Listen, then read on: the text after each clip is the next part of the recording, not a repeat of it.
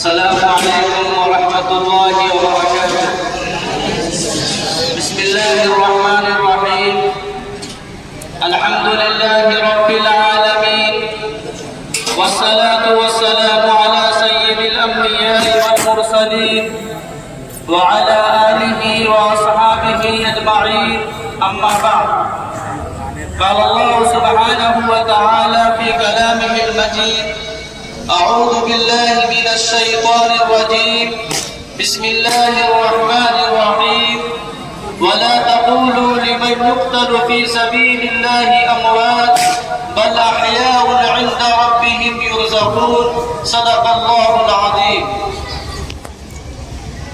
غلط الزام ہے ہم پر وفاداری نہیں کرتے، غلط الزام ہے ہم پر وفاداری نہیں کرتے، محبت بانٹتے ہیں ہم اداکاری نہیں کرتے. برا وقت آتا ہے وطن پر اے وطن والو، برا وقت آتا ہے وطن پر اے وطن والو، برا وقت آتا ہے وطن پر اے وطن والو، ہم اپنی جان دے دیتے ہیں غداری نہیں کرتے. ہمارا پیارا وطن ملک ہندوستان کے انتہائی قابل احترام اور معزز شہریوں، محبان وطن،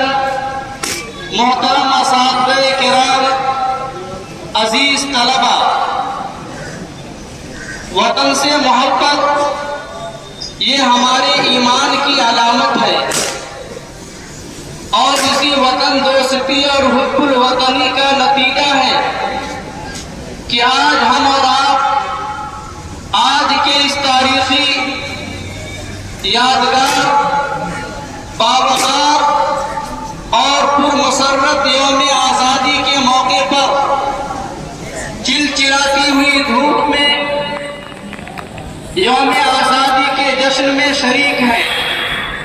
میں مبارکباد بھی پیش کرنا چاہتا ہوں اپنے ان اساتذہ اور طلباء کو کہ جنہوں نے اس ترنگے کی شان کو بڑھانے کے لیے کل جس طریقے سے مجاہدین آزادی نے اپنے خون کے لہو سے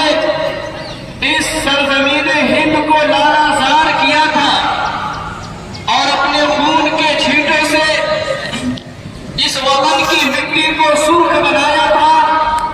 آج انہی کے سپوت اور انہی کے نام لیوا محض وطن کی محبت میں، ملک سے دوستی کرنے میں اور ترنگے کی شان کو بڑھانے کے لیے اس چلچلاتی ہوئی دھوپ میں اپنے بدن سے پسینے کو بہا رہے ہیں. اللہ آپ کی قربانیوں کو قبول فرمائے. عزیزان گرامی، میں آج کے اس پرمسرت موقع پر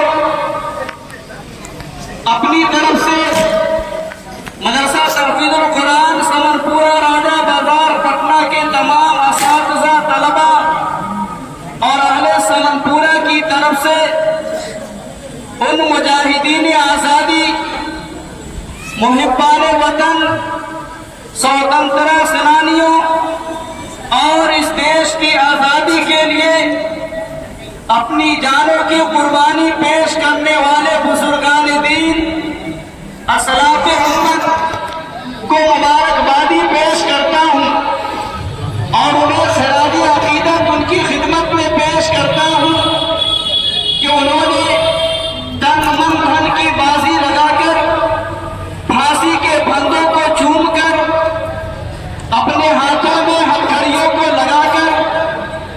پیروں میں بیریوں کو پہن کر اور طرح طرح کی قربانیاں دے کر ہمارے اس ملک کو اور ہمارے اس وطن ہندوستان کو انگریزوں کی غلامی سے آزادی دلائی تھی اور ہم سب کو غلامی کے چنگل سے آزاد کرایا تھا. لہذا ہم سب کی قومی ملی ذمہ داری بنتی ہے کہ ہم ان مجاہدین آزادی کی قربانیوں کو یاد کریں، انہیں خراج عقیدت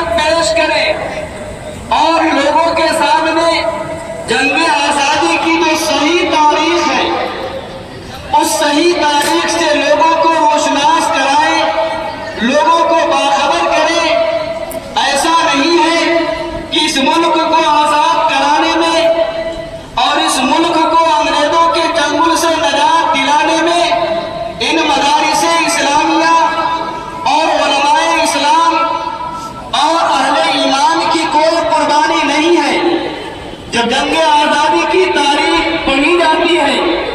اور کتابوں کی وقت گردانی کی جاتی ہے اور قربانیاں جب پڑھی جاتی ہے تو یہ بات سمجھ میں آتی ہے کہ ہمارے علماء اسلام اور مدارس اسلامیہ کے بوریہ نشی اس دیش کو آزاد کرانے کے لیے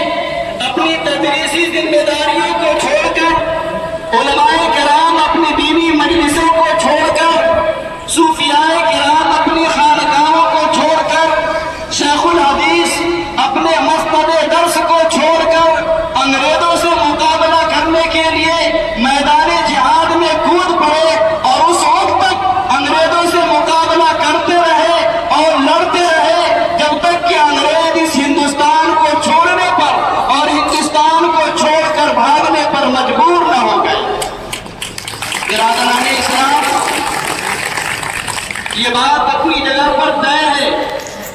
کہ اس دیش کی آزادی میں ہندو، مسلم، سکھ، عیسائی سب لوگوں نے مل کر کے قربانیاں پیش کی ہیں، تب جا کر کے دیش آزاد ہوا ہے۔ جس طریقے سے آپسی اتحاد اور آپسی محبت کے